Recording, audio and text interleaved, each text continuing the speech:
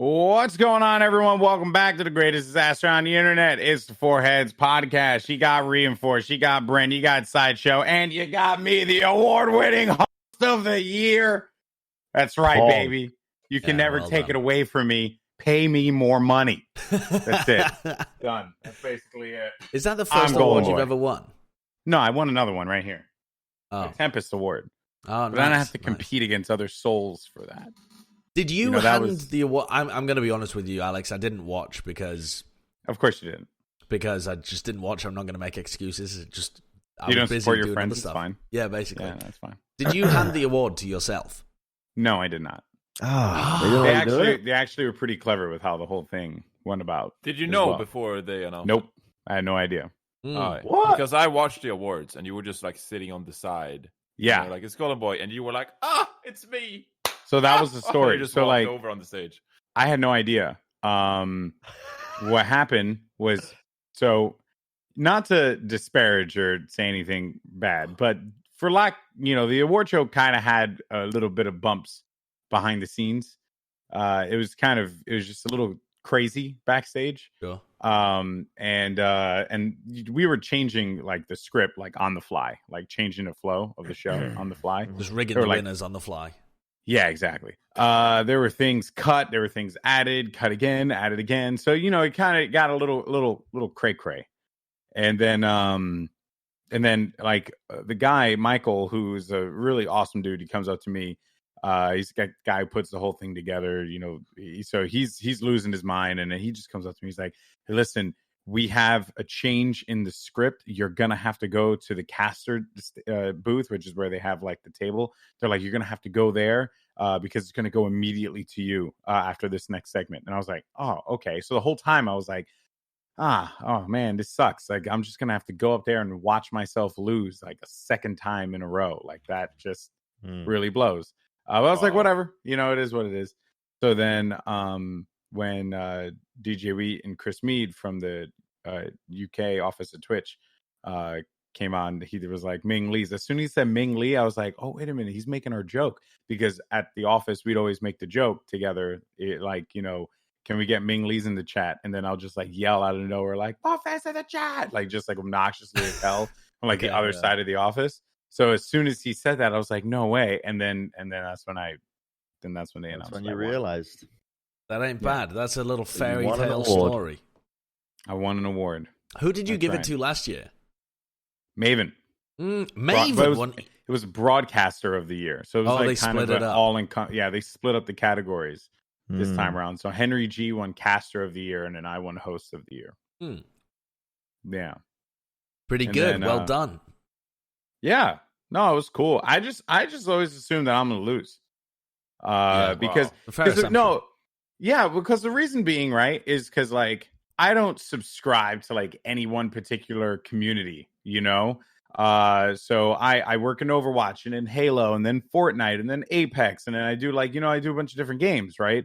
So because of that, I don't think that I've ever had the opportunity to grow a fond following around a particular game, kind of like the way you guys have like such strong followings in Overwatch. Like I would say like people know me, but like they're nowhere near as like fanatical about me as they are about you guys. So I think because of that, I just always assume like, oh yeah, the fan vote thing, like no one's gonna vote for me because why would they vote for me when they could vote for Dash or they could vote for Puckett? So that's just what I had assumed. So I just was like, me and my wife went there specifically because we were like, well, we went to Atlanta. Might as well just go do that and lose and then go home. And that was it. Was it in Atlanta? Sounds sad, but I thought it was in Texas. No. We did a thing at Turner in Atlanta, and then we went to and then we went to Texas. Yeah. So it was cool. I mean, it was it was awesome. It was awesome to win. Cynthia was like super happy and it was a fun night. And then that's it. So when you speak to me, make sure you address me as Goldenboy Award winner. Okay. Oh, come on. Thank you. Friend of is it Bren an award winner too? No, I'm an award winner. No, Josh is the award winner. I mean, it depends. Wow. I was almost won an award last year. That's true. when they nominated Mitch. they nominated Mitch Uber Leslie and played a clip from me on the desk. That's so incredible as well. Like, how on earth do they manage that? Especially because you weren't casting. You were on the desk. I was on the desk. It was great. That's that was amazing. a fun moment. I remember Cynthia looked at me and she was like, "Did they just do that?" Yeah. And I looked at her and I just smiled. I was like, the guy, Michael, he was just like super regretful of that whole thing. Oh, yeah. I feel for I them. can imagine. Because like, Mitch fucking dragged them. Yeah. Oh, no, it definitely did. Definitely did. Oh, my word. But it was cool. I understand Mitch where it was coming from, though. Hey, know, Esports Awards was still cool. You want to nominate me for some awards so I can use it in negotiations? Go ahead, you know. Did you... hit me up. What do you think about Booga winning the Esports PC Player of the Year? I have no problem with that. Anyone who has a problem with it, just check yourself at the door, bro. That's all I'm saying. I mean, I think it's kind of weird. I think it's kind of weird, personally. Really? Because the guy won one tournament, right? And he's That's like saying, oh, the team that wins the international just won one tournament. I don't know. I feel like if you're doing something like Player of the Year, then somebody who's had incredible placings and like won multiple awards and stuff like that over the course of the year kind of makes more sense to me. Having said that, Fortnite was probably, I don't know, was it the most competitive solo game? I can see some purity in that, like Player of the Year. It's not like he had... So Booga was a consistent performer. Yeah, he's a consistent performer over the tournament, dude. No, but he's also just a consistent performer in general. Like, is he? I swear he's not winning that much recently. No one's winning anything recently, to be fair, because there hasn't really been anything to like win. But like the cash cups, I don't know if he's been winning those. He's been doing relatively well. I mean, let's look at the PC players. I'm trying to find where the let me offer a more cynical view of this, because that's what we need. Well, just because I mean, you get hired by him, I ain't winning an award anytime soon. I'm perfectly happy to tell it how it is, you know. Go for it. These award shows are set up as a way to draw in outside sponsors and sort of create this big event and draw together the talent of esports, I guess, in general. Yeah. And the main purpose of it is to attract as many eyes as possible. And Fortnite is the biggest game at the moment. So a lot of people were criticizing the award show in the first place because of people winning awards that they thought probably shouldn't have. And criticizing it for almost nepotism internally, which isn't really possible because, as far as I'm aware, there's a board of like 18 people that are in charge of voting on who they believe from a different range of games and stuff like that. From a very different range of games. So it's not really like that. But I mean, people were criticizing Dr. Disrespect winning Streamer of the Year over people like Ninja or Courage. Yeah, why did that happen? Well, probably because they wanted somebody who would actually attend the event in person, and I don't think Ninja would have attended. I know that the awards are done ahead of time. That just feels shitty. If no, I that mean, was the case. But no. I think I don't think you have to be that cynical as well. I mean, the guy just is good as well. Like, he puts way more effort into his brand than most streamers. Like, he's created a character, a personality to go around it. Like, I think that deserves recognition as well. No, I agree. I actually have no issues. Numbers. I'm just saying people have issues with that, and they might go off of just raw numbers and popularity. But I mean, I don't think Courage or Ninja actually tweeted out that they were doing it. That's fair. Yeah. I think that my thing aside of like working the award show, because like full transparency, like I totally wasn't even going to do it this year, but like it was asked of me, and I was like, all right, after a little while, I kind of caved in, and I had fun at the end of the day. I saw it fun, but for me, like award shows, like I joke about the award, and like I know that like I joke about it. And it was something interesting because people kept telling me like, oh yeah, you kept complaining about it. And it's like, I wasn't really complaining about it. Like I was more like it was funny, like I always found it to be funny, but I guess some people were like, oh, you complained about it enough. You finally won it. And I was like, I could give a shit. I still made a lot of money this year. So I'm good, because I'm happy. I'm healthy. I have a great marriage. Like I'm fucking happy, like I don't need that, but it was a nice thing, but the thing was for, I think a lot of people, was that there's always like this ulterior motive on the awards, and to an extent I would agree that there is an ulterior motive in some categories, but I do think in others, like streamer of the year, like I do think Doc was like, he's still super awesome and enjoyable, and his content's great. Like, how do you truly gauge who is the quote unquote streamer of the year? Yeah. You know, like what like I'm trying to look here and find like the metrics of it. Like, what are they judging it on? It's like, what how do you judge streamer of the year? You know, like that doesn't. Yeah, but I mean that's why you have a panel of people, right, that vote on it. They all have their own metrics, and you assume that it would balance itself out eventually, and the correct person will win. Let me see. I'm To trying be to fair, find it. Yeah, go for it. you guys can talk shit about award shows as much as you want. I think esports as a scene is pretty chaotic. Like, it's not as structured as like traditional sports or anything else. So I do think that it's nice for someone like you, Goldenboy, to at least get recognized and like get something physical, like an award, to just as like a testament to all the events and all the hard work you've put in.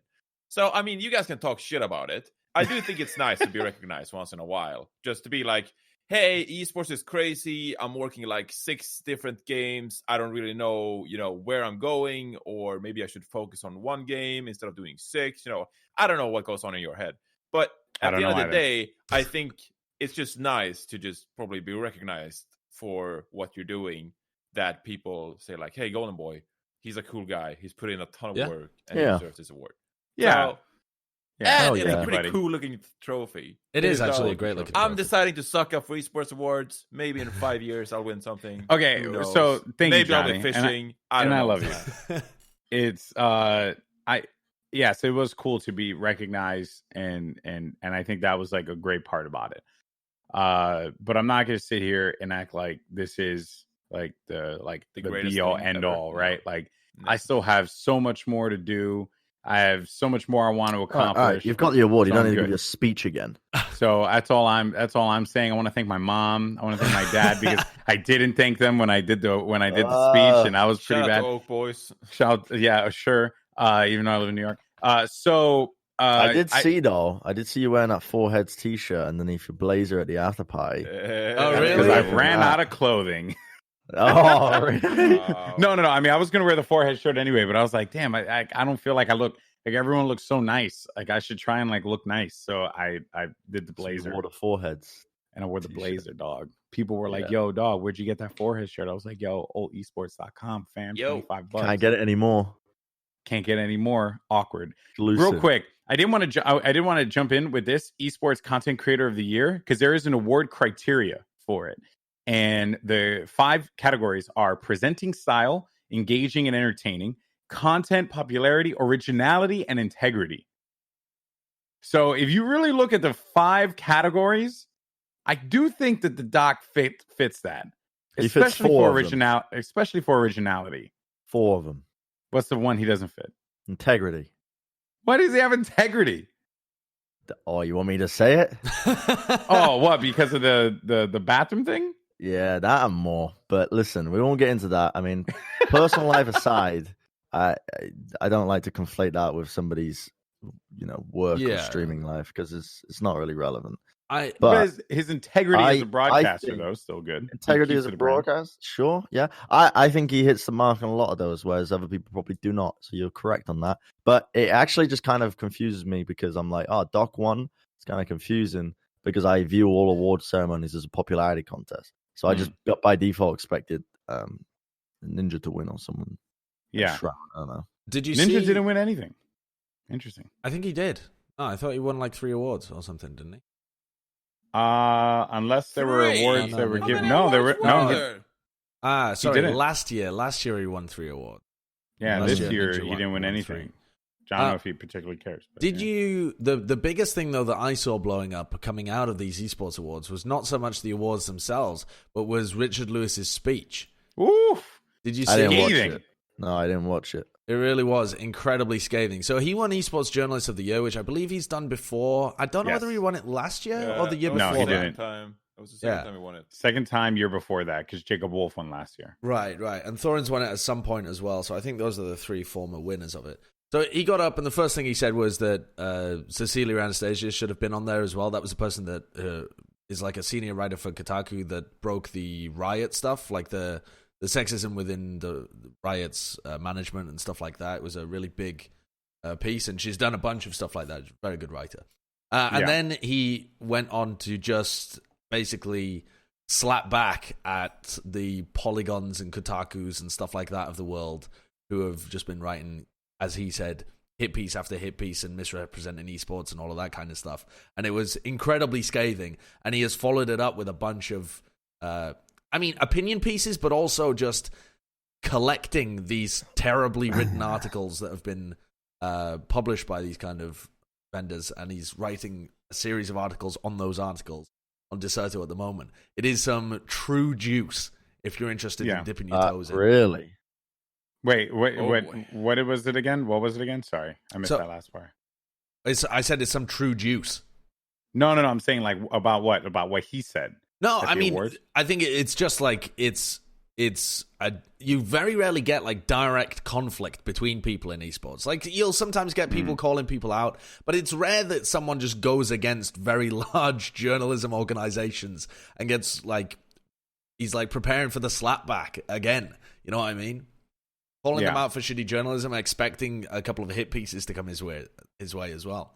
It's interesting, and I think it's gonna flare up as well. There's already a lot of people on like subreddits and stuff that generally just either dislike or distrust a lot of the reporting from these outlets, but some of them pervade to the wider, like mainstream gaming community very, very thoroughly. So it can be hard. Like I don't know. There's so many examples. Yeah, it was. When it was happening like live, I think I was right next to Lottie, and we were like chatting about it, and she was just like, "Wow, he's going in." And he went hard. Yeah, and I was like, as he should. I haven't seen it, but I'm reading the article, and he fully expected to just like not work in esports again after the speech. Is what he's writing in his article. Yeah, I mean, he went after Kotaku, Polygon. He said it by name. He watch the speech, dude. Watch the speech. There was a lot to unpack. It right now. Yeah, there was a lot to unpack. Play it on stream, actually. Yeah, you might as well. You want it? You want the link? That's all right. I've got it right in front of me here. Okay. Here we go. So I'm starting in 3, 2, 1. This was Mitch was just stood there with the mic as well. Yeah. I asked for a mic stand. He didn't give me one, so I'm relegating my good friend here to be my mic stand. There's a few things I wanted to say. I know people have kept the speeches short. I'll try and do the same shit. I just want to say that I don't consider good journalism a competitive endeavor. I do consider, if you will accept it, I'm up here taking this award for everybody else in my field. There were some great names there. I'm real sorry it wasn't you guys. You will get your time. I got 2 of these. I won't get another one. There was a name that should have been on the list, though. Cecilia D'Anastasio. I just want you to know, if you're watching this stream, your work is valued. Your work is necessary. You could have just as easily been stood here giving a better speech than mine. As well. I mean, she's one of the senior reporters at Kotaku and tweeted at him afterwards saying, "Get my name out of your mouth. Don't talk about me in the same breath as your conspiracy theories and stuff, yada, yada, yada." Like, she went hard back at Richard as well. Wait, was this the person he said should have been up there? They want to tell the stories. And you know who I'm talking about. Oh, wow. I didn't know that. Waypoint. The Kotaku. What's her name? Cecilia D'Anastasio. Right? And their approach to writing about our thing is twofold. They've consistently embarrassed themselves writing pieces that expose their complete ignorance about our scene, lack of sources, and unoriginal opinions on topics we have talked to death for 20 years. The second has been to write hit pieces and smears, mostly propagated on half-truths or out-and-out lies. The Doc giving a standing ovation, in bro. This room. He hates Kotaku. They write about it because they think if they get 1 or 2 or 12 of you out of the way, they can get their friends in, get their cronies in, take over and gatekeep our industry. So let's compare and contrast. The reason I'm stood here is probably one story. I wrote a story about a great guy, one of our best ambassadors, Rick Fox, who was receiving racial abuse while he was in Echo Fox. It's a disgrace what happened to him. Yeah. Oh, no, it was he a went very in. Guy, we all owe him a great debt. So if we pause it for That's a the second, kind of story I did want to say that I did think for a moment, I was like, are we going to get our first music playing in the middle of a speech? Is As this he going to gets happen? played off the stage. But it's like they couldn't do it. Like, no, you can't do it when someone's giving a speech like that. Exactly. It just would have been scathing. I'm trying to find the tweet where she said what she said to him. I can pull it up afterwards as well. It's you'll find it in her tweets and replies, unless she deleted it, but I don't know why she would. I thought it's the vibe I get though when I watch this is like I've read some of these pieces and they're horribly researched and they're deliberately petty, and that's what you get when you. I mean, a lot of them also just come from mainstream point of view where they don't really understand esports, and so they're just like talking down to it, that kind of stuff. But that kind of stuff exists all over the place in journalism.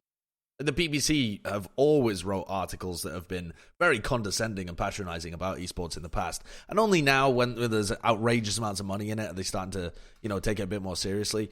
But you normally brush those things off. When I see this, I get the feeling it's like a rally. It's like a small. It gives me the impression of like people being very defensive and getting in a group together and like, yeah, fuck the man, which I guess is what he's kind of hoping, right? Is that people think the same way that he does. It's interesting though. It definitely, more so than maybe anything else that's happened in the whole year, this speech gives me the impression that esports is still so small and like so non-mainstream. Yeah, well, it is. People forget sometimes how small esports is. I thought it was brilliant. I saw Bryce Bloom. He made like a Twitter thread on the Forbes team evaluation stuff, where they were like, "Oh, these esport franchises are worth like millions of dollars." I mean, I can't even remember numbers, but they were like hundreds of millions of dollars or some shit, like Cloud9 and all of these big organizations. And Bryce Bloom was like, "Keep in mind, esports as a whole, the entire esports scene, sell out big stadiums, maybe 6 or 8 times a year. Yeah. Like that happens in football and basketball every week, multiple times a week. Like esports is not there yet, especially when it comes to a physical audience. And we have a lot of numbers on like Twitch or whatever.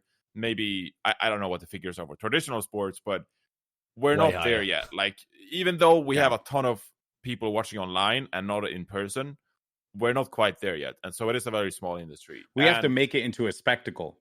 Yeah. In order for people to come. With more money flowing into the industry, esports is very different than what it was 5 to 10 years ago. And with that comes a mentality shift. And with that comes an environmental shift for everything, jobs and everything. So I can kind of see where Richard Lewis is coming from as well, that he's been in this scene now for 15 years.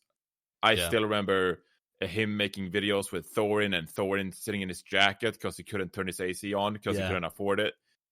Stuff like that. So, he has reason to do this kind of speech because esports is in a very and he also, I mean, he looks at other leagues and stuff like that and sees people who are non-endemic coming in and changing the ways that things are done. And I'm sure there's concern in his head that the more it gets kind of the more that people are brought in from the outside, the more it'll change and the more it'll shift away from what he loved about it and what started the entire thing off in the first place. Yeah. I mean, I looked back at some highlight clips from tournaments 5 to 8 years ago, and the amount of curse words and explicit material on the broadcast with sponsors, Asus or Steel Series or whatever, the sponsors were like, yo, we want to be on esports broadcast, but the broadcasts themselves, they were just so explicit and so chaotic. Not like traditional sports at all. And I mean, it was not the entire reason why some of us got into it, but it definitely had a bit more of a loose and chaotic vibe. And then that shifts into a more of a very strict and formal way of doing things. And I think a lot of people are like, hey, what's happening to what But I also- love about the industry? I think you also have to say, even though there's a lot to hold on to in esports, there's still so much that still needs to change. Like, there's a lot of shitty attitudes and shitty people still involved. Yeah, There's a lot of professionalization that still needs to come in. A lot of the way that things are monetized and run needs to be changed as well in order for things to be successful, but also just for people to be dealt with better. Like, the whole contract improvements over this time, like some organizers being really terrible people, some streamers or big personalities are just generally really shitty human beings that, because you're on the internet, people don't have that same kind of filter. That I mean, But we're you all never gamers. really- We you never naturally really- have less real life experience than other people, so that means that you're a bit more sheltered. But you're whenever never going to really get rid of it all. Is the thing. You're never going to Sure. get rid of like all the bad apples. Like, it's just not. well, it's just not sports hasn't, feasible, right? So Yeah. Right. And I mean, that's a century long, right? No, not a century, half a century. I don't know. Anyway, there's also another tweet from Henry G that said, it's a real shame, the fact that TOs keep broadcasters under the thumb by keeping us in the dark regarding scheduling / event dates for 2020, booking us last minute with no idea what's on the horizon, gives us no way to plan our lives outside of work. And this is something that, and I'll link the tweet so we can it's in the Discord so that you guys could look at it. This is something that has been bothering me for such a long time now, especially as a person who works multiple games across just so many different states and even in some instances countries. It's like I'm never one to ever complain about the work that I do, because I genuinely love the fact that I get to work in this business, and I'm grateful for it every day. But at some point, this crap has to stop. Where I'll find out about an event like a week or two in advance, and it's like, dude, you mean like how long have you been planning this thing for a week or two? Because because if so, I mean, sometimes in some instances, I'd show up to an event and it looks like it has been planned for a week or two. But in this, like, more often than not, it is an event that has been being planned. And Stella hates it too. There's been an event that's been planned for maybe 2-3 months, and then they reach out to talent like 2 weeks before the event takes place. It's like, you knew that this shit was going on. Why didn't you just hit us up? Why didn't you just reach out to the talent that you were interested in? And that kind of stuff just drives me up the walls, because it doesn't. I barely had a life this year. My whole life was just traveling. It was just traveling, going to place A, going to place B. You made a lot of Skrilla, though. Yeah, but that is all wonderful. But if you can't enjoy it, and if you can't take time to enjoy it with those you love, then what the hell is the point of it in the long run? Word. Like, essentially this year is like done, right? And this time is the first time all year that I've had at home. Yeah. Like for 2 weeks. It's just To play devil's crazy. advocate, Here comes the devil. Isn't part of the onus on us though to not accept these events in the first place? yes and no. Yes, in that you are right that we can tell them no, but no, because how the hell do you make money after that? Yeah. Right? Yeah. Like, what are you supposed to do? Not in a position to say no. And also, this is some of the biggest events in the schedule. Like, this is just a widespread problem that happens all over the place. I'm actually, when I read stuff like this coming out of the CSGO scene, and I know that it happens all over the place in scenes that have circuit kind of events, but it just doesn't happen in Overwatch, essentially. Like, I know when every week I'm going to be working for the whole of the 7-8 months that the Overwatch League is going on. I know there's going to be playoffs at the end, and I know there's going to be something at BlizzCon, even if it's not, like, announced and confirmed. There's almost certainly going to be something there, and there probably isn't going to be anything after that. And it just makes the year, like, so tidy. It's not really something that I've ever had to worry about. And I know that it is, like, a classic concern in esports, so... I really appreciate that about the franchised kind of closed system of the Overwatch League. It just makes life so easy for us compared to casters in circuits. For context, I just want to say something real quick. Wrap up. Yeah. Real quick. For context, I had 2 events in December that I was planning my entire month around. Yesterday, first event, yesterday I found out one event was canceled. And then the other one, I didn't even get a formal notice it was canceled. I had heard through the grapevine that the event was canceled. For like technical reasons and shit. So, and that event was an international event, and I was going to go to Johnny's home of the fishing village in Sweden. No, but I was going to go to Sweden, and me and Cynthia had plans, and then we just had to cancel it because events canceled. Yep. And so and that happens all the time. So anyway, go ahead. I mean, this has been an issue in the industry for such a long time now, and I mean, I can say this as well. Like back when the Overwatch League was first looking for commentators as well in other games and whatnot, one of the main selling points was the fact that it was a consistent schedule to a lot of people. Yeah. And I know there was a lot of people from other games who didn't move over to Overwatch, but were heavily considering it because of the scheduling. Yeah. Yeah. Quality of life improvement. But then there becomes the issue. You strap your wagon out to one horse. What happens if eventually... Yeah, the horse needs to be turned into glue. Wait, what? Yeah. And then we use that glue to build our car. And the car can travel anywhere. Genius. Yes. You should give inspirational speeches, Bren. Yeah, honestly, really some of the should. inspirational speeches Bren was giving when we were playing Open Division, they warmed the cockles of my heart. They made me feel like I was a berserker in the Viking armies. It warmed his cock. No! They warmed That's what I heard. The cockles of my heart. It's like the chambers of your heart, right? It's just it's a phrase. It's an idiom. You like to live dangerously. I'll give you that. Like That's the not amount of dangerous. times, the amount of times you've been on the desk and you said muck instead of fuck. I'm just like you're a bit on the edge right here. Life on the wild side, bro. Yeah. You know what one of my favorites is? It's balls to the wall. Because balls, I mean, like, if you say something like balls deep, that's not acceptable. That's, you are making a literal sexual thing. But balls to the wall, clapping cheeks, yep, that is also sexual. I may have said that recently. Okay.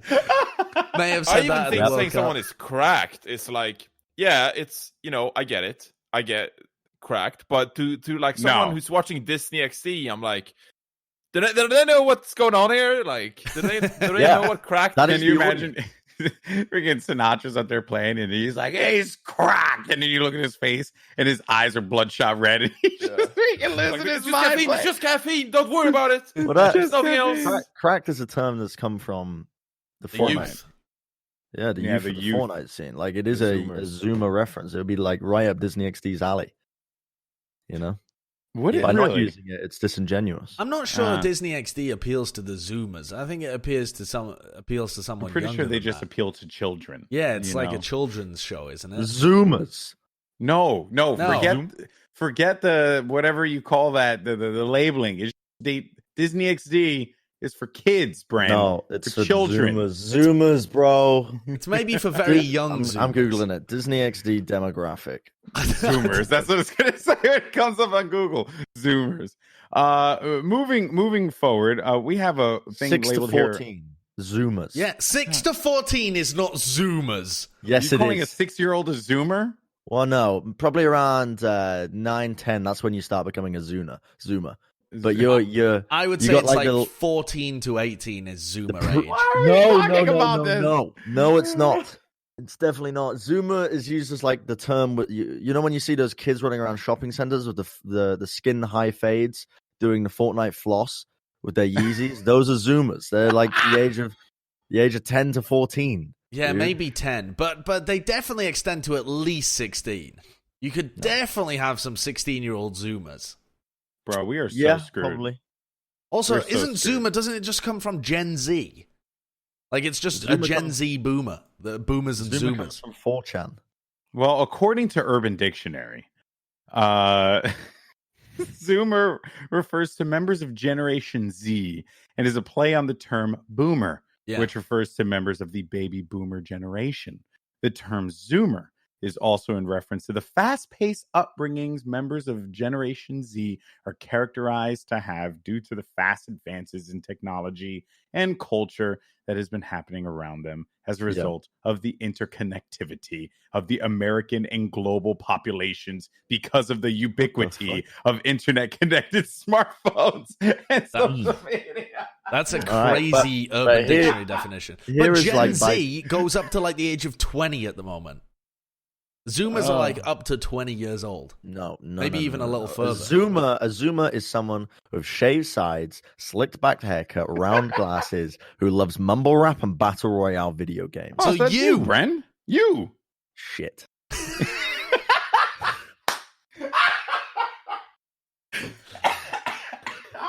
You're a Zoomer. You go around little shopping Bro, malls. and your hair's blonde now too, bro. Fuck out of here. I'm actually a bit of a Zoomer, but I'm fucking 23. I'm like a fake Zoomer. I'm like one of those weird.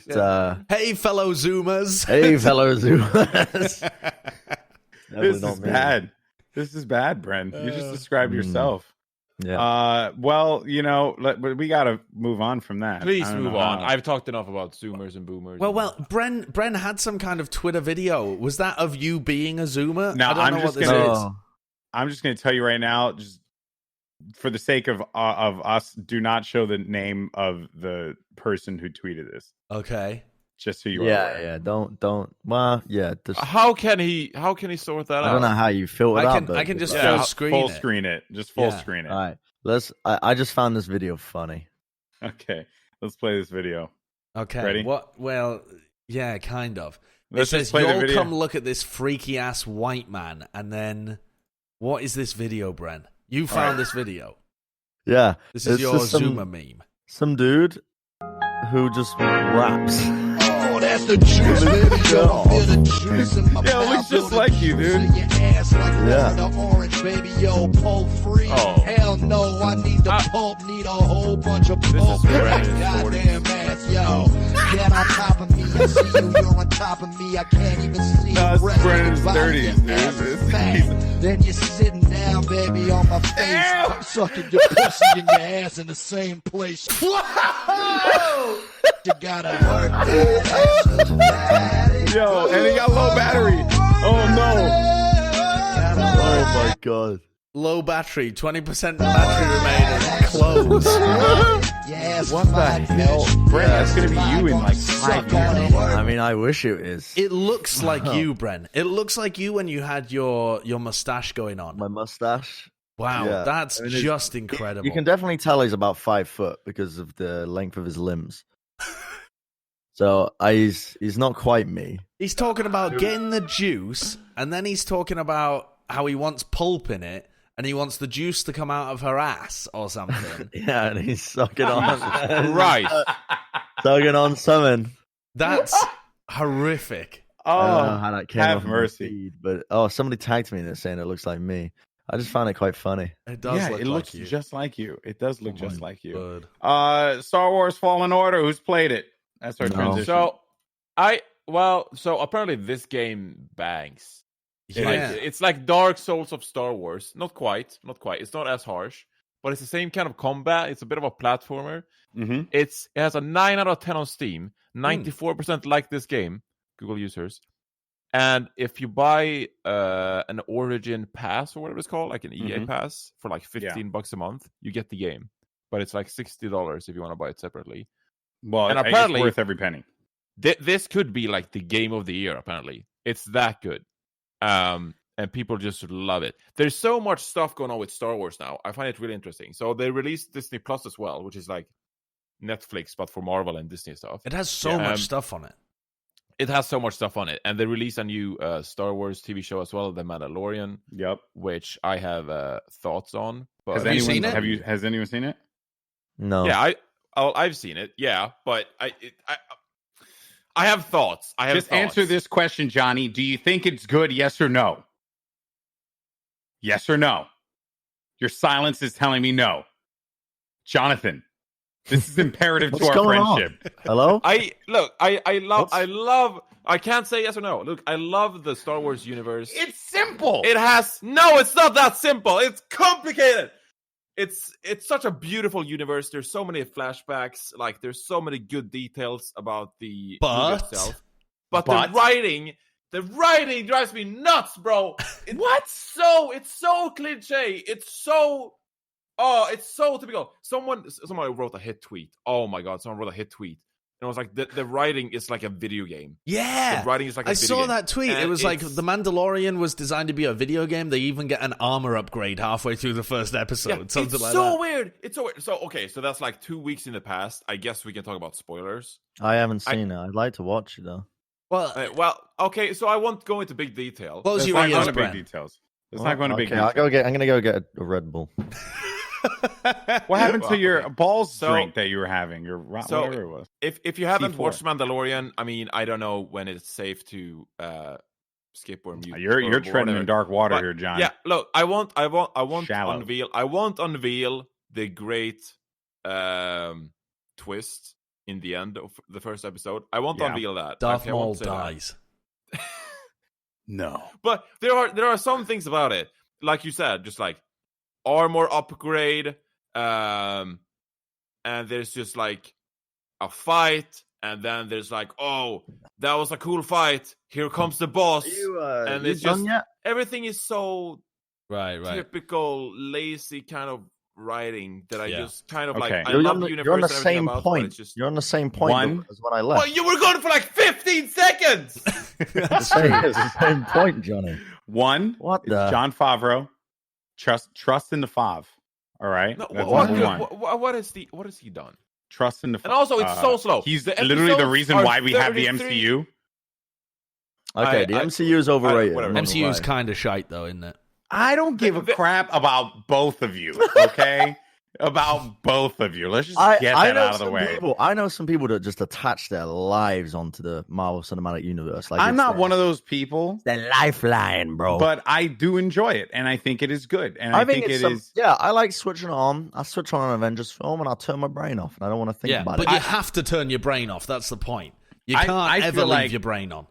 I feel like the MCU in the world of movie making was kind of like a turning point because Yeah, they realized they could farm people for easy sequels. Just keep throwing comic book no, heroes at them. no. They took the comic book concept and just imported it into the movie world, which was something that like everyone had always wanted, but we never really got. Like, look at the Batman movies. When we got the Batman sequel, right, Batman Returns, it was like, oh, there's like a world developing with this, right? Whoa. The Batman stuff, though, was created No, I'm talking with about Batman incredi- and Batman Returns. Not the trilogy. That movie Yes. series was created with the idea of it being a trilogy. So we always knew that thing was going to end at Dark Knight Rises. Yeah. Right. So we were going to get that logical conclusion, but we never really got that closure with Batman Returns. We never got that. So it was like at the end of Batman Returns when Catwoman's like, like counting down her lives or whatever, you were like, what more can you pull out of this world? What more can Tim Burton pull out of this universe? And then we never got that. And then we ended up getting Batman Forever, and we got Val Kilmer, and we got Schumacher with his like colorful jazzy lights and all his crap. And it completely detached from whatever it was. And then it just became who's going to play Batman. That became the whole thing. Like Val Kilmer was Batman. Oh, George Clooney's now Batman. That's what it became. It stopped being about the movies, and it just became about the people playing the characters in the movies. So what I commend Marvel for was creating a universe that allowed us to really just dive into the characters themselves, like the heroes that I grew up reading. So I'm not saying that it's like the greatest thing in the world. Obviously, it's not airtight. There are definitely plot holes. But what it did was create this shared universe that I think is like something that, we'll never see like that ever again, I think. Yeah, we will. Johnny, would you rather watch a Marvel movie or The Mandalorian? I mean, I don't watch Marvel at all. I haven't seen any of the other. So you would rather How am I watch... friends with you three? You would rather watch The Mandalorian than Thor Ragnarok? Well, I feel like I can't give a good answer because I've watched like 2/3 of Thor Ragnarok. Okay, well, 2/3 is enough to have an opinion on it. Did you like it? I'd rather watch The Mandalorian. I'm molding right now. If the duration was the same, because the thing, another point is that the Mandalorian episodes, they're like 33 minutes long, and they're not making a ton of progress in each episode, so you don't get a ton of it. You're like, watch it, and you're like, cool. Right, Like, so what maybe I happened? needed to start lower then. Would you rather watch The Mandalorian or take a cheese grater to your nose? I'll watch The Mandalorian. All right, but that's the kind of bar we're talking about here. No, I feel like that's a pretty big discrepancy between this cheese grater and watching Avengers. Would you rather watch The Mandalorian or watch Goats? Oh, that's even. That's close. That's very close. Wow. I mean, Ghosts has its. I'm done. Ghosts has better writing than Star Wars. But Star Wars has the better universe. writing. But Mandalorian has the better universe. But Ghosts has pretty good writing. Amazing. I You cannot know, believe I cannot believe what I this just kind of heard. ties in, but recently the creator of Watchmen, Alan Moore, Yeah. an interview of him back in Watchmen is so good 2017 Yeah. surfaced, and he discusses the current sort of cultural impact of superhero films. And the man just fucking goes in on the Marvel Cinematic Universe and the reasons why it's popular with modern society. But this has always been his idea, right? He tries to put in these real world issues in his writing with the comic books. And Alan Moore's a bit of a genius. he also thinks very highly of himself, so I'll say that. But I'll read out the quote in this interview. He says, "I think the impact of superheroes on popular culture is both tremendously embarrassing and not a little worrying. While these characters were originally perfectly suited to stimulating the imaginations of their 12 or 13-year-old audience, today's franchised Übermenschen," what is that? Übermenschen? It's a quote from Nietzsche. It literally means supermen, but it also means kind of aspirational figures. Right. So it's like what you should Übermenschen. strive to be. It's like the Yeah. pinnacle of Oh, humanity. yeah. Sorry, go on, Bren. Today's franchised Übermenschen, aimed at a supposedly adult audience, seems to be serving some kind of different function and fulfilling different needs. Primarily, mass-market superhero movies seem to be a betting on an audience who do not wish to relinquish their grip on their relatively reassuring childhoods or the relatively reassuring 20th century. The continuing popularity of these movies to me suggests some kind of deliberate self-imposed state of emotional arrest combined with a numbing condition of cultural stasis, that can be witnessed in comics, movies, popular music, and indeed right across the cultural spectrum. The guy just thinks that they're trash. Yeah, I guess he also an important thing to take away from that as well is because they haven't really innovated, they are just stalling the progress. But there's of more. that stuff. There's more. The superheroes themselves, largely written and drawn by creators who have never stood up for their own rights against the companies that employ them, much less the rights of Jack Kirby or Jerry Siegel or Joe Shuster, would seem to be largely employed as cowardice compensators, perhaps a bit like the handgun on the nightstand. I would also remark that, save for a smattering of non-white characters or non-white creators, these books and these iconic characters are still very much white supremacist dreams of the master race. Ooh, Jesus. In fact, Wait, I think that what? a good argument can be made for J.W. Griffith's Birth of a Nation as the first American superhero movie and the point of origin for all those capes and masks. Wait, hold the fuck on. I Googled. I watched fantasy football. What happened? Okay, so Birth of a Nation was one of the very first movies that was like an epic. It was like a 3-hour epic when most people were only making very, very short one-reel movies. And it defined kind of a genre. But even in 1915, it was like thought of... Wait, was it 15? It was 1921. 1921. Even at that point in time, it was thought of as being like a pretty racist movie because the Ku Klux Klan was like the good guys in the movie. Yeah. And they were in their capes and masks and stuff like that. So, but to then think that it taps into an idea of kind of white people being awesome because you've got Superman running around saving the world. I mean, I can see where he's coming from, but I don't think so. I think that is a stretch. I think which is why I said take it with a grain of salt. Yeah. I mean, look, I wanted to say, I got John. into Watchmen a bit. So I don't watch superhero movies or like stuff like that at all, pretty much. Like I haven't seen any of the recent Batman. I don't watch Marvel. I just don't find it that enticing. But what did get me into Watchmen was actually the clever writing of it. And one detail that stood out was that one of the Watchmen is called like Ozymandias or something. Yeah, Ozymandias. Ozymandias. And I had no idea until my girlfriend told me that that's actual poetry.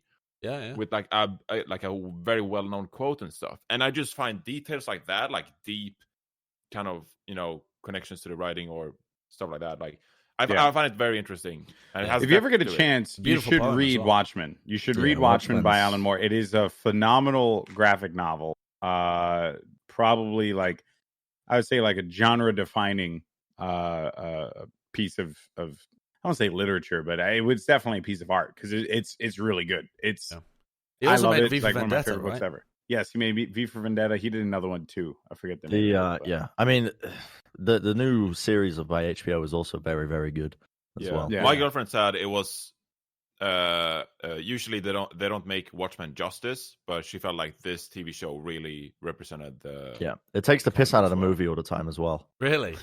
Yeah, so it has like every now and then it will show scenes from the in-universe superhero film, which is called The Minutemen, which is written off the old, the 1985 Watchmen.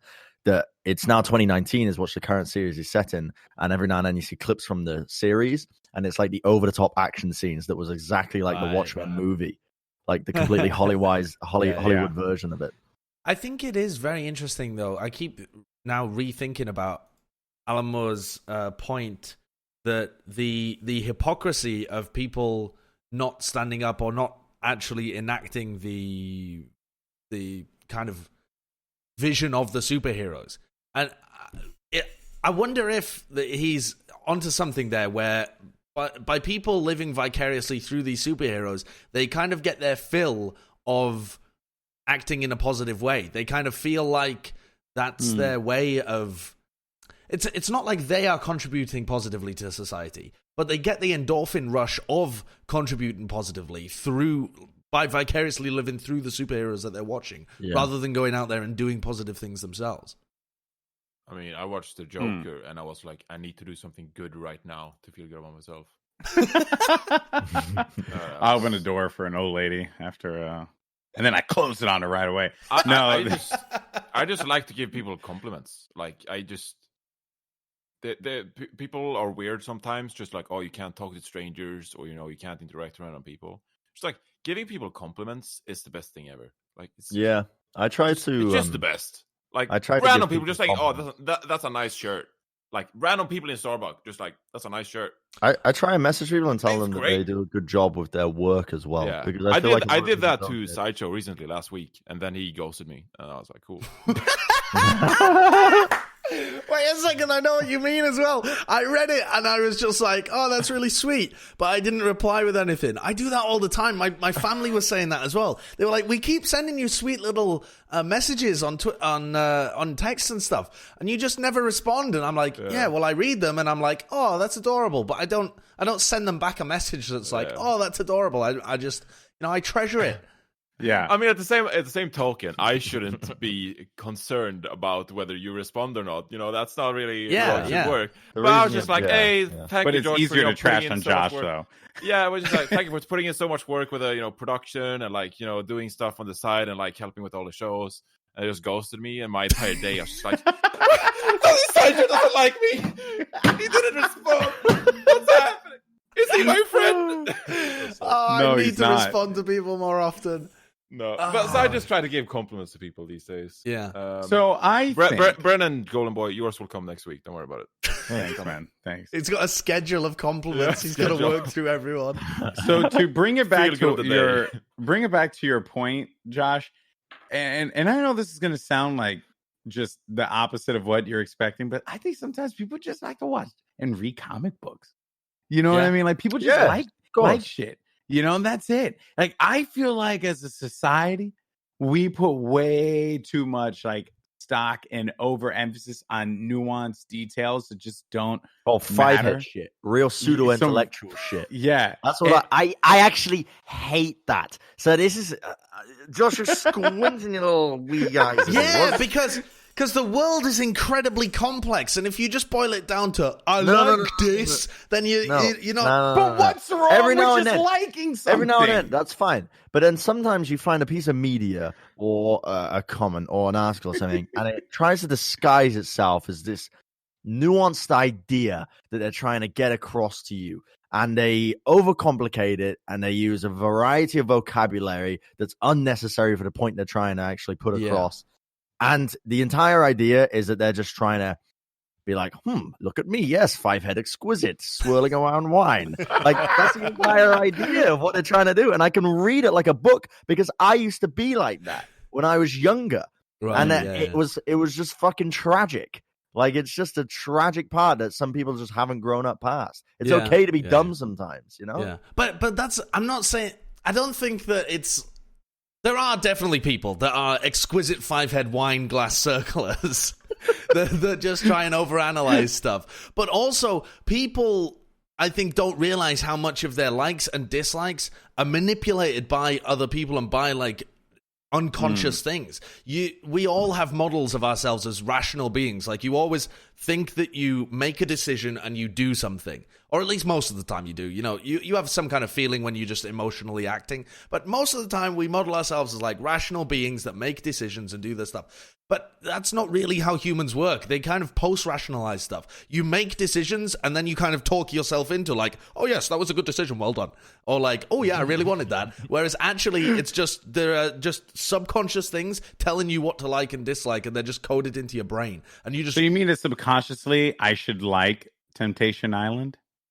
Do you enjoy Temptation Island? No, I do not. Okay, well, no, I'm not telling you what you should like or but shouldn't like. I feel like you are. I feel like you're trying to get me to like Temptation Here's Island. what I'm trying to say, though, Alex, is that the things that you like, there are reasons that you like them. But even if you don't acknowledge those reasons, probably the people that made the content deliberately tried to make it in such a way so that it would tap into your brain. And so whether or not the consumer acknowledges the reasons why they like or dislike things, the people making the content probably know that and are being deliberately, not in a bad sense manipulative, but in a for-profit sense, they are trying to manipulate the consumer to watch their content. I'm seeing your forehead just slowly become a 5, like as it just keeps going up, you know? No, you're not wrong. I don't think you're wrong about that. Look, we manipulation, like media manipulation, will always and forever be a thing. The AI will come and find us, and they will destroy us all. Okay, Sure. So this is a thing. I just think in the context of comic books, it's like, yo, dog, I just really, really like Captain America. But why do you like comic books and don't like, I don't know, he beats nursery up some rhyme Nazis. books? Okay. You know, he beats up up Red Skull. So why do you like comic books and not history books about soldiers that actually did beat up Nazis? I actually do like history, but yes, you know. So I'm sorry. It's just a thought. This maybe isn't like isn't the best one. I think I can talk about that because I don't read comic books or really watch that many Marvel films, but I watch a lot of anime, and that's kind of similar. Yeah, those are kind of similar. There's a lot of shonen's animes that I just like shonen animes because it's some fucking dude just beating people up with powers that are unimaginable that you can't get in real life, you know? But that's very similar to superhero things. Yeah, that's why I like it, because it's like it's right, but not why do you like shonen shonen anime and you don't like superhero movies? Well, I don't mind superhero movies, but I don't like obsess over them. Okay, I got it. It's like the reason why I don't like watching dramas, but I like watching comedies. Is that kind of like the same thing? Like, I don't like watching shows like Scandal and stuff like that. Right. I never find those shows compelling or interesting to me because it's almost too real. Whereas, like, I'll just watch The Office or How I Met Your Mother or Arrested Development because I just know that those are just completely fancy. Is that, maybe I'm missing it? I don't know why. I don't know why. What is your point? My point was a little wider, right? So I wasn't speaking specifically, but I was saying comic book movies have become so enormously popular, like a massive cultural phenomenon, right? I'm asking the question, why comic book movies have done that and not shown in anime or something like because that. Because it's more accessible. You think that's the only big difference? I think it's a big, yeah. I think that's the only big difference because they both tap into the part of the mind that just wants to see cool shit happening, and like fancy explosions and people saving the day, and maybe some underlying 5-head stuff, but not too much because people don't want to talk. Don't people? That people doesn't make any sense as to why Sideshow stream is popping off. Yeah. Yo, that shit boggles my mind, bro. Comic book movies are not in another language. They're not. Yeah. You don't have to go to a different website to even watch them. Yeah, I can see that. Just they're in the movies, you know. But it's a new thing. Like, people previously haven't been attached to only watching cool shit without any purpose behind it. Like, a lot of comic book movies are just cool shit for the sake of cool shit, and if that's where people have always been attached to watching cool shit with no purpose on it. Think of Yeah, the amount it's of true. old action movies in like the 80s. Like you've got some dumb action films with just explosions and Arnie just Lethal Weapon. blowing people up. Lethal Weapon, you know. You've It's always a good movie, had but- this. Always. But have they always been the most popular things by far? See, so, like the so biggest that sounds grossing? like I no. don't That think sounds so. like you're a hipster. That's what that sounds like. No. Because What when I'm you're saying like, is like, this well, the they're natural so end point of art in movie? Is this the natural thing that everyone's going to No. boil down to? I actually course think not. that a big part of this has been that they figured out a formula that works, that taps into just the human psyche. and Right, what it's people want. manipulative. It's Yeah. tapping into the human brain because people like it for certain specific reasons, and it's stagnating culture. That was Alan Moore's point But that I'm trying no, to but- argue. Yeah, I agree. Let Goldenboy speak. No, it's not that. It's Let not the that I'm man not talk. Speaking. It's just that it's such a like a layered conversation for such a shallow concept. I of feel just bad the for superhero Goldenboy. movies. All right, how about this though? Goldenboy's liked comic books his entire life. He's Yeah. liked superheroes his That's entire true. life. Yeah. And it's only recently become this issue where it's being made into this formula and kind of dulled down into the Yes. same repetitive So, motion. formula. That was something I wanted to mention because yes, there is a Marvel formula, and just like there is a Disney formula, and it's mostly because of Disney. Like Disney created this incredible formula upon which they can get people to care about, like characters in a movie, right? There's like the inevitable high, there's the adventure, there's the comedy, there's all this stuff, and then there's the low where the character has to find themselves or the characters have to find themselves. And then from there, they discover it. Something bad happens. And then at that point, they then all rally together and then boom, they save the day. That is 100% the Marvel formula. I am never going to dispute that. Like the movies are not nuanced, not in the slightest. If you had to pick one movie it probably was Black Panther. But that was because it tackled a variety of topics, not just, like being a superhero. Like it just had more to it because it was, well, to be fair, like Wakanda and the Black Panther world is like so layered. It's really, really cool. That being said, there aren't that many, there's just not that many layers when it comes to these movies. And like, I totally understand that. But I think for me, it's that as Brendan mentioned, I grew up reading these books and loving these characters for so many years now. And then to finally see it on TV or on my screen is like really cool. It's just like, whoa, like this is a thing. I can't believe that I am alive to see this thing, that I grew up reading in the pages of these $1 books I used to get from, the candy store in my neighborhood, right? Like from a little bodega. I used to go there, pull up the comic and boom, I'm reading a book. Guy used to kick me out. I would sneak one under my thing. It was great. So like, I just openly admitted to theft. There you go. It's okay. I gave them a lot of money over the years. They're okay. They'll get over it. But the thing about these movies is that it's just about like just having fun, right? Sometimes it's okay to simply just unplug and have fun. Yeah, no, it's I not totally the end agree of with the that. world. I agree. But I think the issue is that if the sometimes becomes most of the time, right? Like if you have a very broad amount of films that are being created, that the highest AAA, what do you call them, studios are actually creating a very, very large, broad amount of movies. And some of the time it's just unplug your brain. I think that's perfectly fine. If it stretches to 80% of the highest grossing movies, the things that people are actually coming out to see because they're being marketed the most and the money's actually going into them. If a huge amount of movies are just unplug your brain, hasn't the art form lost something? So I think that then kind of goes to the issues that the cinema has been having for the longest time now, because people have to have a reason to go and spend money at the theater, right? They have to go and be invested in something.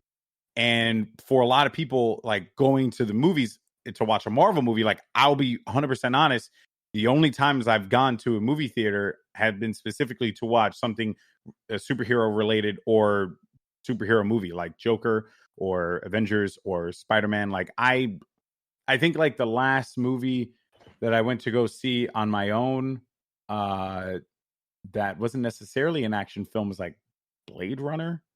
It was probably 2049. 2014, which wasn't really like an action film. It was more like, was a slow great pace. I think we have a biased view on this though as well.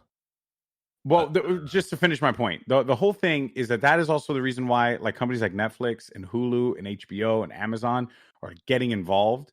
And we're starting to see the movies stop being a focus and it's actually shifting more towards shows. Yeah. Mhm. And you're starting to see the TV shows become these beacons of storytelling and gripping narrative, character development. You're starting to see it happen there, which it was not the case back then. Back then, it was the movies. It's very hard, and actually. TV shows was bullshit. Very hard to make a TV show purely cool shit because they just go on for so long. Like, Exactly. it would be so hard to make a totally vacuous, epic TV show. Something Which the brings same me length back of to Game why of The Thrones. Mandalorian is the fucking shit. Sorry, Josh. Anyway, moving on. Go ahead. What were you going to say, Bren? John? I think we have a biased viewpoint on it because of our cultural circles. I mean, the only times I go to the cinema, the movies these days, is to watch. The last time I went was to watch the Avengers, and then the Pokemon movie was before that, and then I haven't seen that Blade, movie yet. and then Blade Runner 2049, which was a year previous. I just don't go to the movies. I went to watch Jojo Rabbit recently, and I thought that film did something really beautiful, actually. I don't know whether you know the concept of it. Is that the new JoJo anime? No, it's not. No? It's a Taika Waititi film. It's a comedy, but it's not. It's also not really a comedy. It's a very moving film, but it also is a funny film, which is a difficult line to balance. But the film does it very well. And the concept of it is you're following from the point of view of a 10-year-old who has been essentially brainwashed in the Nazi regime. Like brainwashed in propaganda, in the same way that all kids were, not brainwashed in a sci-fi kind of sense, just with propaganda. And you are following him around as he tries to be the best Nazi possible until he realizes that his mum, who is far more worldly and understands the situation, whereas he doesn't at all, has been hiding a Jewish girl in his attic. And it's like, so you see it from his point of view, and because the world looks so ridiculous from his point of view, there's a lot of opportunity for comedy. But as you kind of work your way through the plot, you start to realize how horrific it is from his mother's point of view to have this young child who you can't even try and explain the world to him because you would put him in danger. You just have to let him continue being brainwashed and then try and fix the world in whatever way you can afterwards. It's a beautiful movie, and it's something that hasn't really been explored that much in other movies, as far as I'm aware. Like normally the World War II movies focus on the war itself and the horrific nature of the war and people going through it. They don't really talk about how terrible it would have been to be a German person who realized that the regime was so evil, of which there must be millions and millions of German people who realized that at the time, but just couldn't say anything. Yeah. It's a wonderful movie. Yeah. That actually, you caught my interest, and I definitely will watch that because it reminds me, obviously not the same thing, but the pianist. Yes, fantastic. With yes, Adrian Brody. that one's wonderful. I never saw that movie. Cynthia was the one who, my wife, she was like, kept telling me, she's like, hey, you got to see this. This is a really good movie. It's like one of my favorite movies ever. And then I kept putting it off, and then we finally watched it, and I was shattered. Like I was just like, I couldn't believe that what this man went through, this man who had such a beautiful talent, and he just was fighting for his life. Like that is just that. And while everything fell apart around him, like, oh my God. And even like the big climax of the movie, like that final moment, like it's just the theme, the sets, like what they used for it. Oh dear Lord, it was so good. I thought you said the movie title was The Penis, and it just that explanation. I knew it, bro. I knew we had to go back to something and bad. Then came the great climax, and I was just like, what a great movie. Why? So beautiful. Why you gotta ruin it, bro? This is the first time we've had insightful conversation on this podcast. And you had to say, I thought you talked about the penis. The penis with the great climax. The penis. Oh, the penis there climax. goes our monetization. Yeah. There it goes. Right out the I window. mean, the monetization was gone when we played a video of alternate universe me talking about sucking the juice. Oh, that's true. I'm an asshole. Yeah, that was when the monetization was gone. Oh, Lord have mercy. All right, how We're much having time we have fun left? though. Fun is more important than money. We're at over an hour now. Over an hour? Wow. Okay. Yeah. Real quick. I just want to get this thing out of there. get out into the wild. Half-Life Alex. It's gonna be a freaking I hate to use this word, but it's gonna be a nothing burger. It's gonna be a nothing burger. A nothing burger. It's gonna have no value.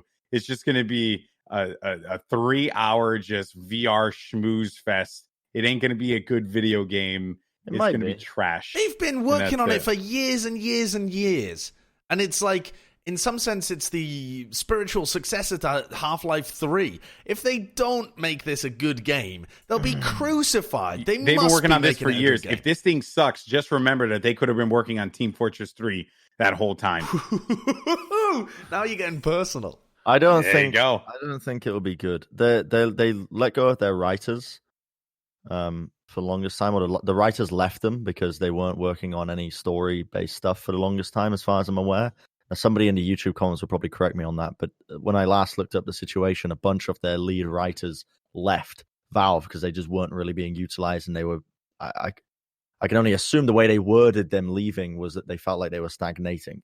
And the lead writer for Half-Life actually released a short story on his website with the character names from Half-Life taken out and replaced with letters, but basically detailed what the entire plot of Half-Life 3 was supposed to be. So I don't think this is going to be Half-Life 3. I think this is probably going to be a prequel that follows Alex. Well, yeah, I didn't expect this to be Half-Life 3. And I think it's just going to be some basic shit. I mean, if it's more than that, hell yeah, why not? I don't really have the money to buy a VR set. It's absurd how people just come to the defense of Valve so quickly. Machine on Twitter, I love this guy to death, but dear Lord, he was like, usually when Valve does something like this, it is a milestone in gaming. And it's like, no. Or maybe they're just trying to make that Skrilla on Valve the VR thing. Ball recently when it comes to games. Like look at Artifact. The latest Artifact was. I actually forgot that was even a game. I was going to talk straight about Underlords because I loved Underlords as a game. I haven't played it in a while, but apparently the latest update is just whack.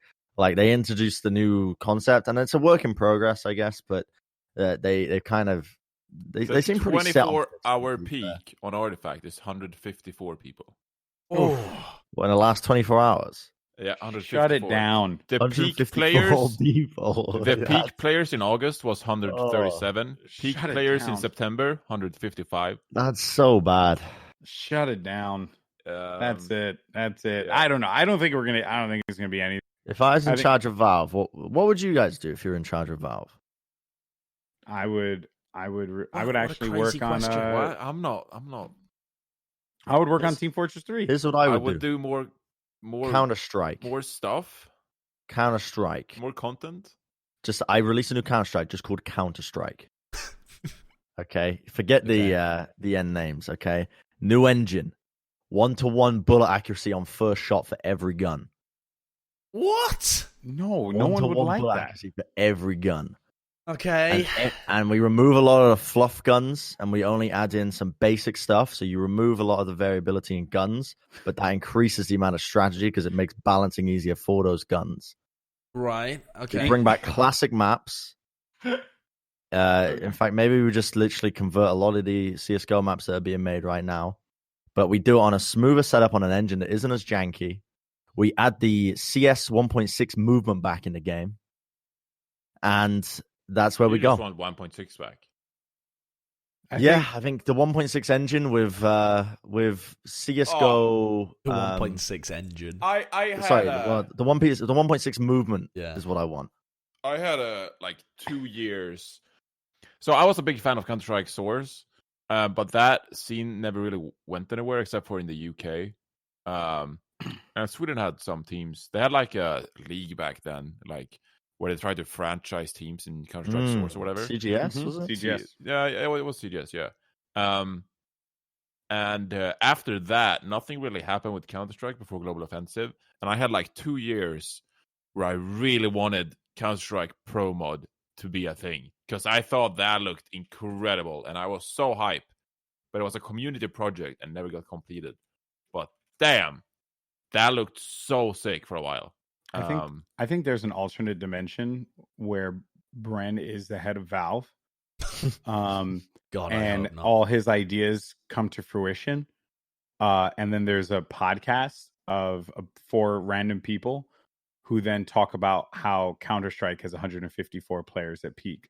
You genuinely think that? I think if they release right now a new Counter-Strike game where people's skins transferred over, like every skin transferred over for the guns that they put back in the game, and they just revamped it, and they fixed the jankiness in the engine. I said there's jankiness in the engine. The engine does feel janky.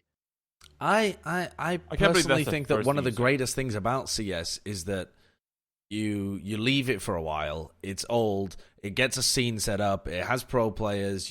People know what they're getting with it, and it exists. If you start again with a brand new scene, the people might just stick with CS:GO, which is almost what they did with the previous game. No, that's nearly what happened with CS:GO. No, yeah, because Valve would just sponsor tournaments like they do that right now. I suppose they could just shift the entire major system over. But all right, but then you have all of the formerly beloved pros have to adapt, and they probably won't all adapt because the engine has changed. And so you just gotta... Well, hold on. No, they would adapt. No, they wouldn't. That doesn't happen across any... No, well, I say no. A lot of CS 1.6 players did not properly make the transition into CS Source, if they even tried to make that transition, because most of them just went direct from 1.6 into CSGO, and the ones that went from CS Source didn't transition very well into CSGO either. Like, there was a lot of people just disappeared because they couldn't perform in CSGO. Well, that sounds like a them problem, not a me problem. As a CEO of Valve, I think that they should just adapt. Yeah, that's what all developers think, you dribbly papega. You're now speaking like one of them.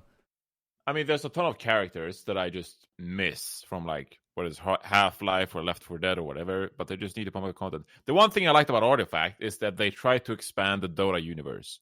And they were like, hey, we have this Dota universe. We're going to make a new game with all the same characters, same kind of system. We're trying to make something new. And then that's just bombed, and I think they just were like, what are we doing? But stuff like, I would love to see like a Half-Life movie with like G-Man. Hello! And Gordon Freeman, and it just be incredible. Like, where's our Half-Life movie? How many people would watch a Half-Life movie? It's right behind the Halo movie. Like 10 of us. Yeah, like... No. You severely underestimate how many people would watch a Half-Life. If they released a movie called Half-Life... I don't think they need a movie, bro. I think you need a series. No. HBO series, Half-Life. There you go. The Warcraft movie was scuffed as hell, but it was hype. Fuck that. Make a Warcraft series. Don't make movies anymore. You can't fit these giant worlds that have been built up over years. You can't fit that in a movie. Mm-hmm. Okay, how sick would it be? How sick would it be if they made Half-Life 3, but before you started Half-Life 3, the prequel to Half-Life 3 was a movie that led into like 2 or 3 hours leading into the plot of Half-Life 3. So sick! Incredible! The PR, bro, you'd get the story back on point. It'd be incredible. I should work for Valve. Well, none of us should ever be offered a job at Valve. Yes, there you go. So my I like my CS idea, idea. by the way. I like my CS idea. No, we were discussing what would you do with Valve, and you were said like, oh, I'd release make the Team 4th Fortress. Counter-Strike. I'd make Team Fortress 3 as well. 3. Shut it down. We're shutting it down. My internet's gonna die. Look, I gotta hold some story. It's quick. Quick. Yeah, quick. Okay, I'm gonna link it in the doc. I need all the listeners to go into this guy's YouTube stream. It's a 75-year-old playing Fortnite, streaming it on YouTube. I need you guys to give this man some love. He's 75 years old. He's pretty bored. He just streams Fortnite. His green screen is horrible. His green screen I believe, tripping. Look, if we get him enough viewers and shit, like Nadeshot will be on it, 100 Thieves will upgrade it, Courage will give him a new PC and a new microphone, fix his green screen. He'll be hilarious. Give him some love. Bro, he's got 93.5 thousand subs on YouTube. Oh, he does. There you go. Give him some more love. Oh my Give him word, some more. Johnny. He has more subs than us. Bro, the dude's 10 playing on times. PC on a controller. Like, the man is next level. He's playing on PC with a controller. Like, the man cares not for your aim assist. Is the he is definition. fragging. Oh, apparently he has a definition of creator code. I've messed this up so bad. This guy is a zoomer. He is a zoomer, and he was born in the wrong era. I had no idea. I have never heard about this guy, so I thought it was fun. Good job, Johnny. Everyone go support Grand 007 Pause. Come on, dude. I love his YouTube banner. Holy moly. Now that is a YouTube banner. Wow. Awesome. That is great. He is awesome. We need more people like Grand 007. That's going to be me in a couple of years, I'm telling you. Couple. Yeah. You know what? This guy continues to be happy, healthy, and enjoy himself some video games. So some listeners are going matters. to be like, my wholesome story of the week was fucking Fortnite.